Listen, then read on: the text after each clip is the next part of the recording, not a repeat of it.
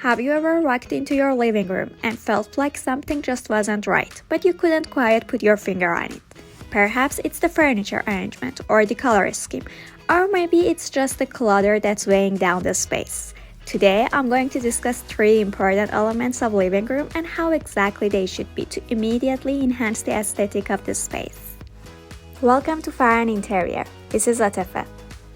Your living room is kind of the face of your home, since this is a part that your guests going to see, and it is an essential part of any house simply because it's a gathering place for family members. It's a hub where people can relax, socialize, watch TV, play games, and spend quality time together. You can simply make your living room look amazing by following some simple guidelines and avoiding following mistakes. Number 1. Let's talk about furniture in the living room. Very quickly, I'm going to review typical pieces of furniture you might need in the living room, and then I will mention the mistakes that you should avoid about them. There is a sofa or sectional, which is usually the centerpiece of the room and provides comfortable seating for relaxing and socializing. Also, additional chairs can be added to provide more seating options. These can include armchairs, recliners, or accent chairs. Then there is a coffee table, which is a low table that is usually placed in front of the sofa or sectional to provide surface for drinks, books, and other items.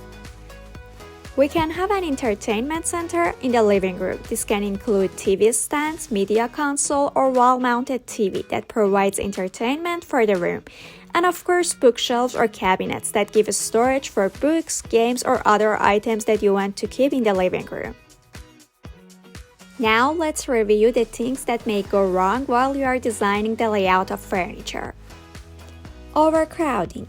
First of all, you shouldn't overcrowd the space with too much furniture. Overcrowding can make the room feel cramped and cluttered. Instead, choose a few key pieces of comfortable and functional furniture. Scale and proportion.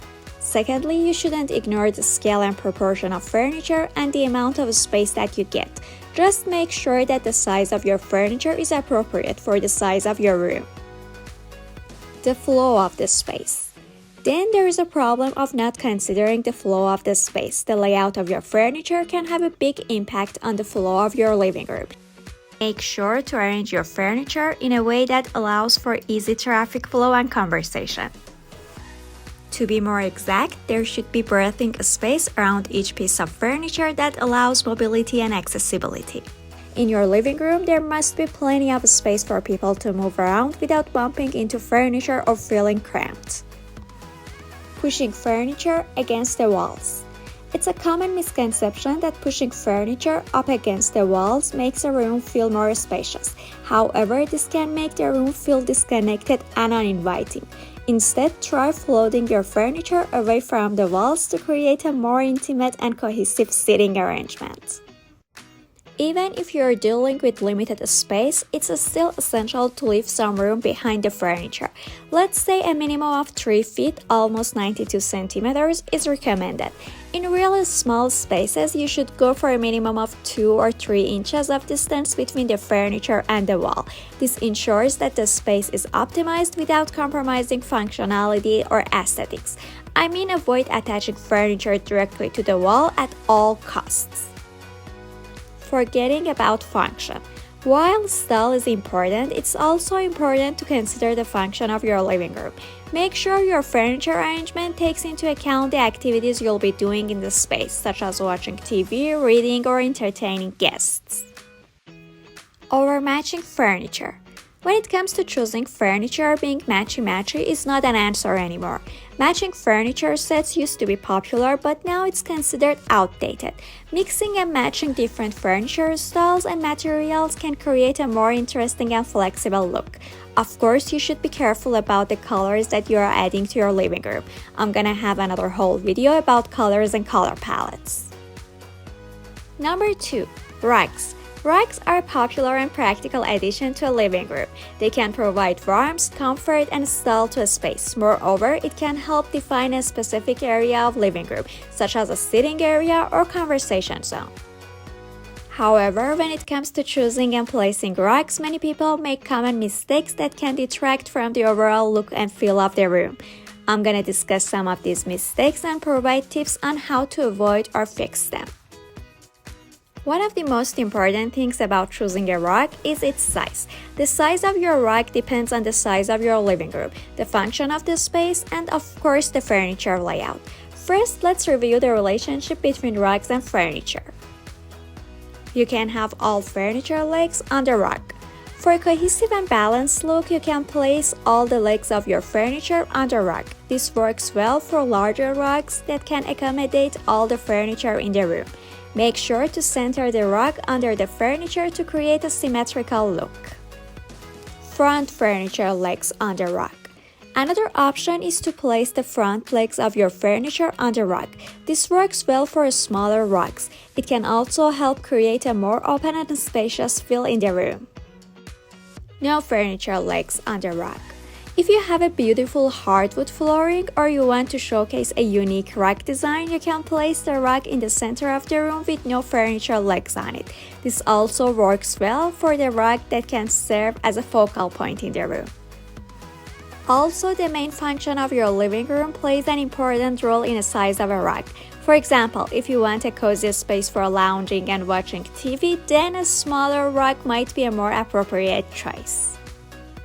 Don't forget to make sure to leave enough space around the edges of the rug so your living room doesn't look cramped or crowded. A good rule of thumb is to leave at least 6 to 12 inches of floor space between the edge of the rug and the walls. Number 3. Art wall. Let's talk about art wall. There are several benefits of incorporating an art wall into your living room. Adding visual interest. A well-curated art wall can add a significant amount of visual interest to your living room. It can be a focal point that draws the eye and creates a sense of depth and dimension in the space. Reflecting your personality. Art is a way to express your personality and style, and an art wall allows you to showcase your personal taste and interest. You can choose pieces that speak to you and reflect your unique identity. Enhancing the ambience. The right artwork can create a mood or atmosphere in a room. For example, bright and colorful pieces can create a lively and energetic vibe, while soothing landscape can create a calm and peaceful ambience. Makes the room feel finished. An art wall can help complete the look of a room, making it feel polished and put together. It can tie together different design elements and add a sense of cohesion to the space. Creating conversations. Art can be a great conversation starter, and having an art wall in your living room can provide a topic of discussion for guests. It can also be a way to share your interest and knowledge with others. Now let's talk about things that may go wrong while incorporating an art wall. Hanging the art wall. An art wall should be hung at eye level. And when I talk about hanging wall art at eye level, I mean hanging the artwork so that the center of the piece is at an average eye level height. This typically means hanging the artwork so that the center of the piece is around 57 to 60 inches from the floor, which is considered to be the average eye level height for most adults. Hanging artwork at this height is a general rule of thumb that can help create a more balanced and visually appealing living room. If you have multiple pieces of artwork to hang, you may want to consider creating a gallery wall arrangement where the center of the entire grouping is at eye level, rather than trying to align each pieces at the same height. Consider the size of your wall art. Make sure the size of your wall art is proportionate to the size of the wall it will be displayed on. Large pieces work well on big walls, while smaller pieces are better suited for smaller walls or to be grouped together. Choose art that complements your decor. Look for pieces that complement the overall style and decor scheme of your living room. This will help create a cohesive look and feel. And last but not least, choose art that speaks to you. Your wall art should match the available decor in your living room, but more importantly, it should be something that speaks to you and reflect your personality and interests. Don't choose art simply because it's on trend. Choose pieces that you truly love. That's it for today's video. Stay tuned for more tips on interior designing your home.